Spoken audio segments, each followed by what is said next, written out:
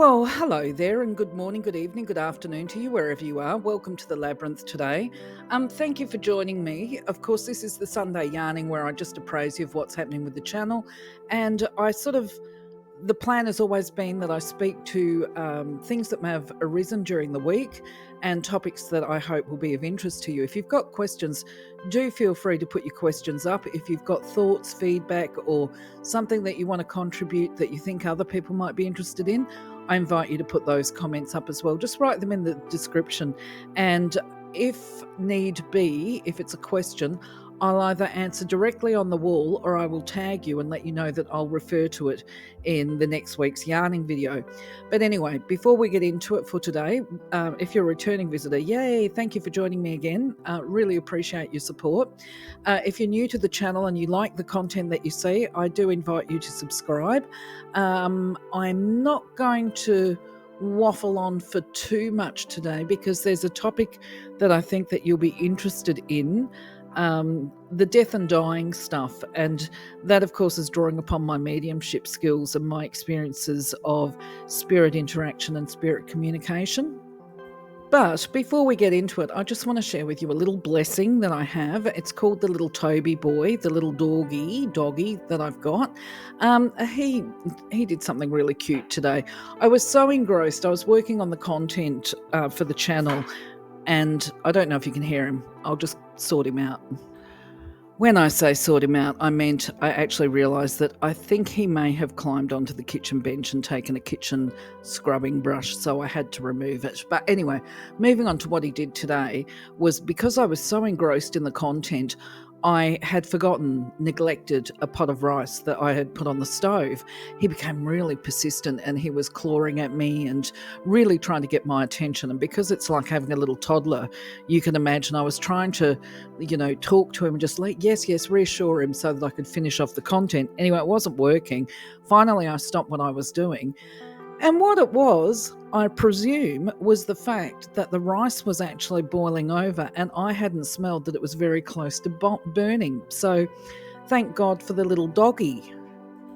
Anyway, so what I'm going to be doing today, after sharing that with you, is basically as an introduction to the content today. What I'm going to talk about in the chitter chatter is what we refer to as the ease of transition. Now, just a little bit of forewarning here. If you're a bit phobic about snakes, the story involves a simple description that I gave to my son some years ago, and it involved an explanation that included the shedding of the snake skin, and I actually have an image of it up on the next slide, all right? So just fair warning there. Now, I like to think that this conversation that I had with my son, who was a small child at the time, was actually guided. And it was, to put it into context for you, he was with me when I was at work and I ended up being the first responder to an elderly man that died in my workplace. Now, as I said, he was quite young and understandably he was a little bit distressed, okay? While he didn't really understand what was happening initially, he certainly understood that the man's wife who was present was in a dreadful state because she was distressed, she was wailing and grieving and that kind of thing, the panic that we go through. If I would imagine, I haven't been in the position, but when your spouse is passing away. Now, while he didn't understand at that time death, because he'd never actually been exposed to it, he certainly was capable of understanding the woman's grief and suffering. Now, I was lucky in that, I guess, as far as feeling prompted and guided, was that a few days earlier, I'd actually been out in the bush. For those people, if you're a newbie to the channel, I've spent a lot of time in remote areas of Australia, particularly Western Australia and Northern Queensland. But anyway, because he was always interested in nature, I'd actually been able to find a full snake skin that had been shedded, because of the weather change. When they outgrow their skin, they shed it. And sometimes you're lucky enough to get a full one, like in this image here. A real treat, as it happens for us nature lovers. So anyway, when the situation and the question of death came up, I explained to him that basically the soul is a bit like a snake. I said to him, look, we live our lives and we reach a point at some point through our life, whether we're young or old, I said, where the soul has become too big for the body. And I explained that basically it's like the soul has become so big that the body in which the soul is living can no longer contain it. So the soul sloughs off the body, is what I said, much like the snake shedding its skin, so that it can find a new body to grow into in the next phase of its soul life. So then, of course, the next thing is that as a small child, he said it was really sad that people had to die and that once they died, we wouldn't be able to speak to them anymore. Which this is where I led into the next part of the conversation, and I said to him, well, as you do, if I was to make a comparison of how we can still communicate with them, I said, look, the body loses the soul, but we can still communicate with them. We've just got to find new ways of conversing because the soul doesn't have a voice box like we in a body have got. So we have to communicate in different ways.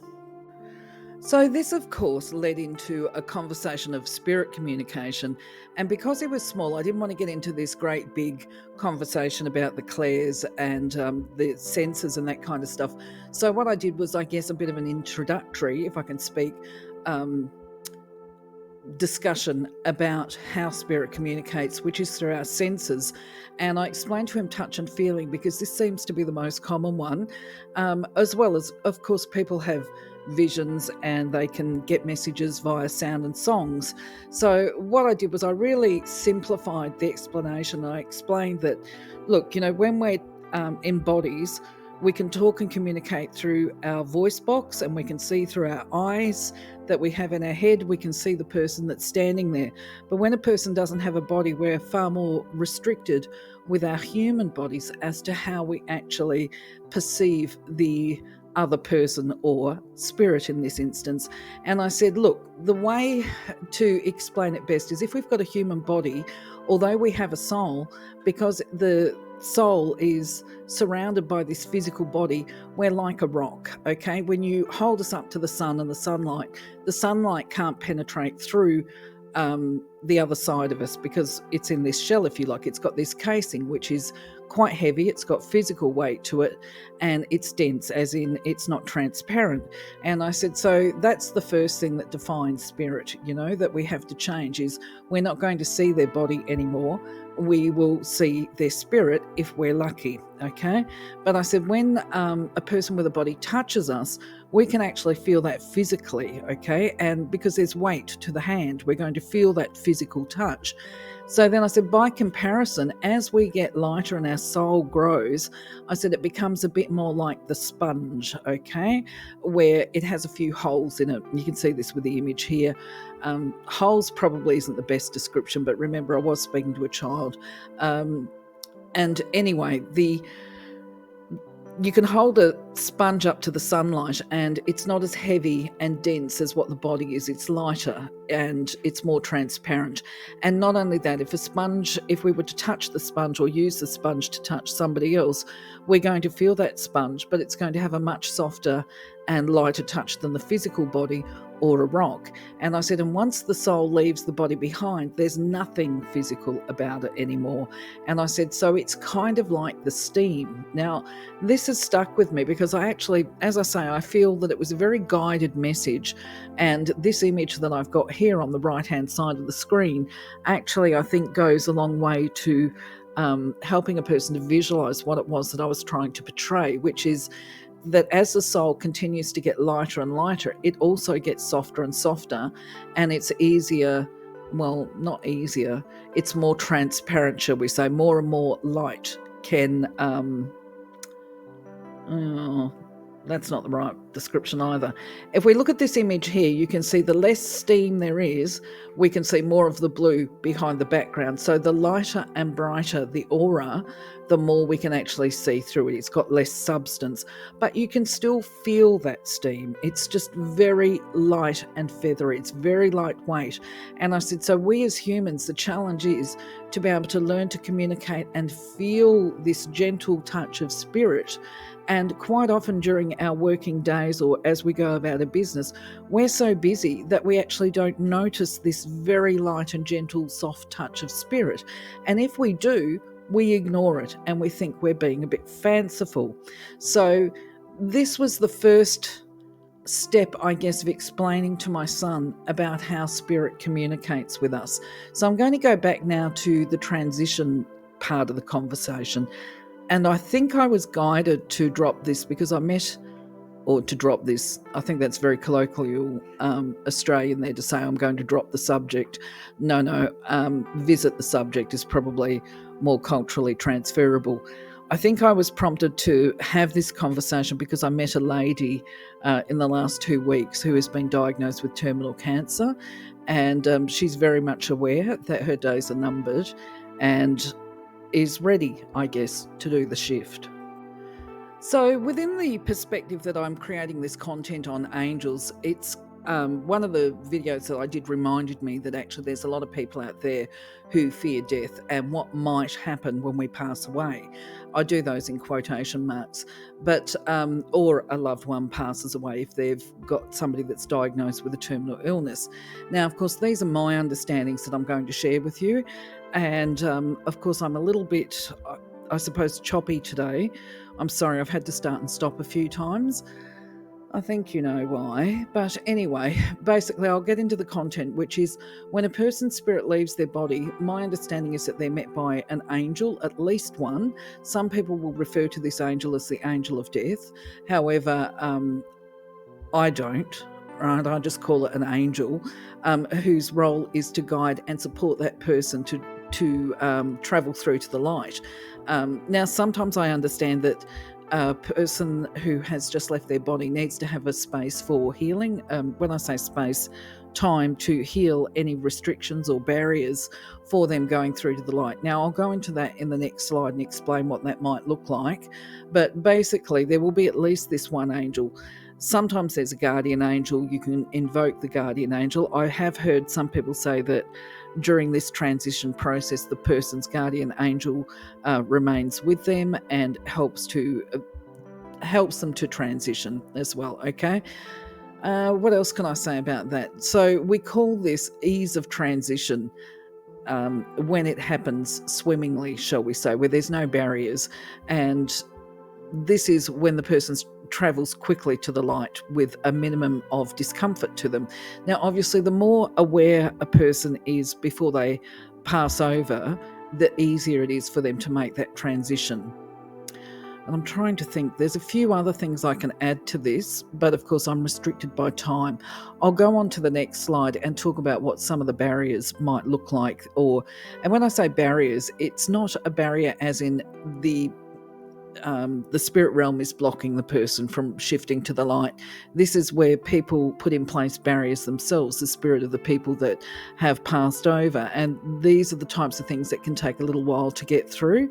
But of course, remember, within space and time, it's actually nothing.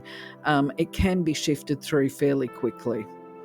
So I guess where we call ease of transition this process of shifting smoothly through to the light and to the higher vibrations, I guess we could turn around and say that this space of delays, if you like, a few barriers or obstacles to get through might be called a lack of ease of transition. You know, I don't want to put a heavy or dark spin on it because sometimes this will happen, okay? Now, times when it might happen is when a person is carrying a lot of emotional pain and baggage, where they may be carrying feelings of a lack of worth, in that, you know, they don't believe that the creator or God could love them, that they're somehow unlovable, or whatever they did as a human being is unforgivable, and this kind of thing. And of course, as humans, we've got free will and we do make some questionable decisions at different times, and we may misuse our free will and go down a bit of a dark pathway. So this can, if a person hasn't been able to shift through stuff while they've actually been in physical form, then the soul can carry this belief of unworthiness once they pass, or once they shed the snake skin, shall we say, once they let go of the body. Then another obstacle that can occur is actually limitations of a person's thoughts and beliefs. And by this, it actually is where it's quite lovingly, what is the word? loving intentions. Okay, so a person might leave behind their body but not want to transfer through to the light or transition because they're concerned about the loved ones that they've left behind. You know, they might want to stay close and think that if they go to the light, then they're not going to be able to connect with that. With their loved ones that they've left behind, which actually is untrue, and perhaps I'll talk about that next week if I have time. I'll think about it. I'm just trying to think of a prompt for myself. I'll call it the bucket list, okay, the spiritual bucket list. Anyway, there is also this belief that by people, I think this space that we're talking about is probably what the Catholics might call purgatory. It's an in-between place. It's when you're not quite either. You're no longer got a body, but you actually haven't been through to the light. So you still carry a whole range of human emotional sensations within your aura. And this, I believe, I'm trying to think how to tactfully talk about this because of YouTube censorship as well. Okay, so if we were to say that, in my experience, somebody that has been responsible for the shedding of their body before the due time, shall we say, they can actually really grieve the loss of their body once they've done it, and they can be stuck in a space of mourning, shall we say. Now, one of the best examples that I have seen of this as far as displays go, there was a movie I saw years ago, and I can't remember the name of it, but it was one with Robin Williams in it. And I do recall that movie has stayed with me because I think that was the closest portrayal that I have actually seen of what might happen to a soul in that instance. Although I must admit that if you do watch the video or the movie, that it's obviously dramatized, and I don't know exactly how much I agree with this whole it looks a bit hellish, shall we say, what we see some religions refer to as a hell. I imagine it would be a very hellish type place, but there's a whole scenario I could talk about this on another video. But anyway, going back to it, when we talk about being stuck, or a lack of ease as opposed to an ease of transition, we all have capacity to make our own ease of transition or to make the transition easier, and this is through doing a soul review on a regular basis. Now, because the video is getting long, I'm not going to talk about that on this one. I've actually already got plans to talk about what happens with a soul review. I'll talk about that next week, okay?